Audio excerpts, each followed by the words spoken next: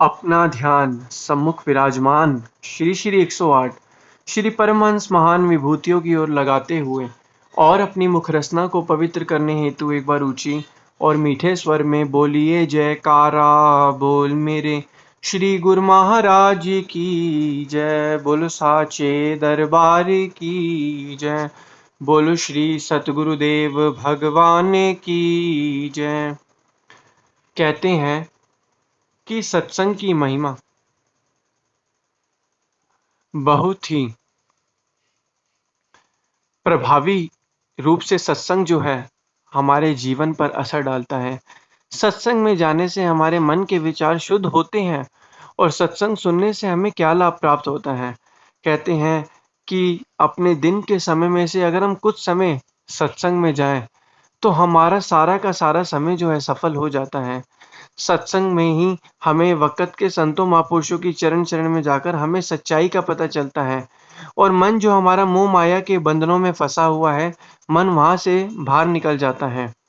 लेकिन बिना सत्संग विवेक न होए। बिना सत्संग के कहा जाता है कि कभी भी मनुष्य को विवेक की प्राप्ति नहीं होती।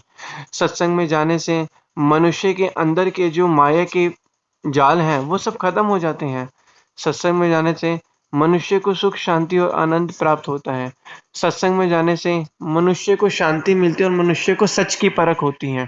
इसलिए कहा गया है कि जप तप संयम योग इन सब से जो ऊंचा है वह सत्संग है। और सत्संग का प्रभाव सिर्फ उस पर ही पड़ता है जो लगातार निरंतर सत्संग को श्रवण करता है और वक़्त के संतों महापुरुषों की शरण शरण में जाकर सत्संग को सुनता है, श्रवण करता है और अपने दिल में बसाता है। इसी प्रकार एक बार की बात है, दो ऋषि मुनि थे। एक जो थे तप में बहुत ही महान थे, दूसरे जो थे सत्संग में बहुत ही महान थे। तो क्या हुआ, एक बारी दोनों ने कहा कि एक ऋषि ने कहा कि तप ज़्यादा महत्वपूर्ण और महान होता है, दूसरे ऋषि ने कहा कि सत्संग ज़्यादा महत्वपूर्ण और महान होता है। दोनों ऋषि बहुत ही ज्ञानी थे और बहुत ही बलवान थे और दोनों के पास अपनी अपनी ज्ञानता थी। और उसके बाद दोनों ने आपस में एक दूसरे को अपने ज्ञान बल द्वारा जो था आपस में एक दूसरे को प्रतियोगिता करी और ऐसे में दोनों ही इतने निपुण थे अपने ज्ञान और उसके बीच में कि कोई भी हार नहीं मान पा रहा था। ऐसे में हुआ क्या, फिर न्याय करना था कि कौन ज़्यादा किसका ज़्यादा प्रभाव पड़ता है, जो तप करता है वो या फिर जो सत्संग सुनता है। ऐसे में दोनों ने सोचा कि हमें एक तीसरे न्यायाधीश को ढूंढना चाहिए जो हमारे इस जो पहेली है ये जो है इसका हल निकाल पाए। ऐसे में क्या हुआ, दोनों के दोनों ऋषि मुनि जो थे वह दोनों ही ब्रह्मदेव भगवान जी के पास पहुँचे। ब्रह्मदेव भगवान जी ने को अपनी अपनी सारी ये चीज़ें सुनाई तो ब्रह्मदेव जी ने कहा, ब्रह्मा देव जी ने कहा कि हम जो है तुम्हारी इस समस्या का समाधान नहीं कर सकते क्योंकि हमारा जो भी फैसला होगा वो एक के लिए प्रतिकूल होगा और दूसरे के लिए क्या होगा, अनुकूल होगा। तो तुम एक काम करो, यह फैसला जो है महादेव शिव ही कर सकते हैं। तो तुम एक काम करो, तुम उनके पास जाओ, वही तुम्हारा इसको फैसला करेंगे। तो दोनों ऋषि मुनि वहां से गए और भगवान शिव जी के चरणों में प्रणाम किया और वहां पहुंचे और भगवान शिव जी को अपनी पूरी की पूरी यह कथा सुनाई।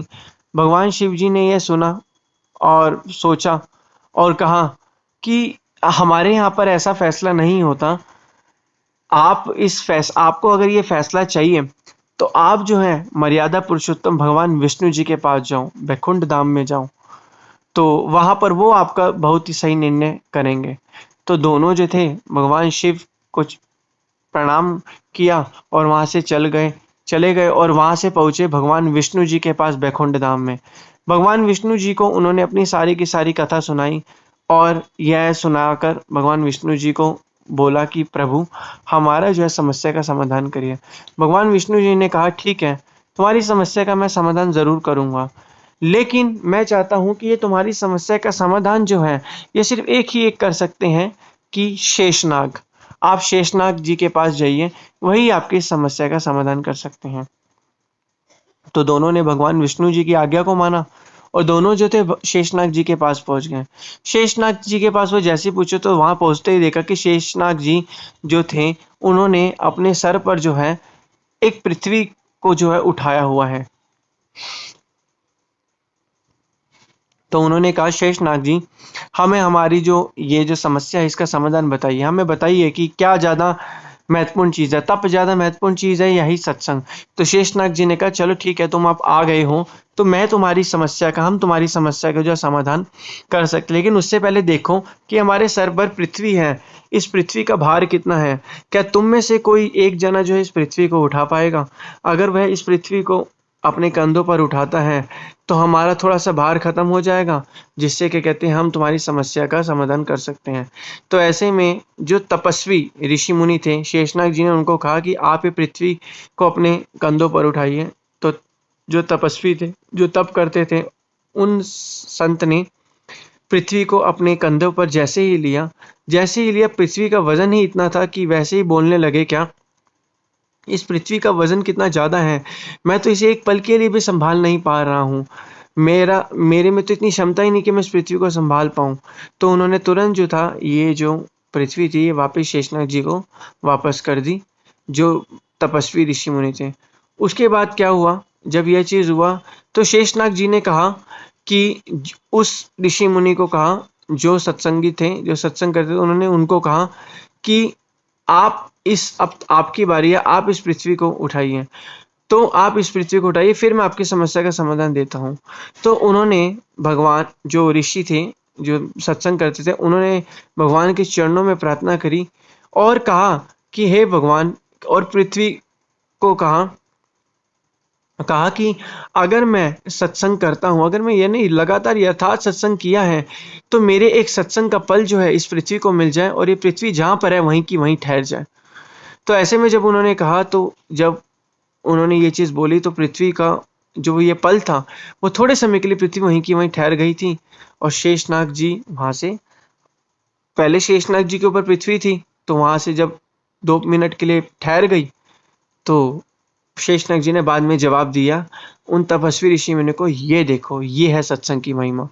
उन्होंने क्या कहा, जो संत थे, सत्संग करते थे, उन्होंने कहा कि अगर मेरा यथार्थ सत्संग है, मैंने लगातार सत्संग किया है, लोगों ने सत्संग को श्रवण किया है, तो मैं अपने इन सारे पलों का एक पल देता हूँ इस पृथ्वी को, जिससे क्या कहते हैं पृथ्वी जो है वो रुक जाए। तो ऐसे में शेषनाग जी ने कहा, देख लो, तपस्वी जो थे तप करते थे, कहा कि सत्संग की कितनी महिमा है।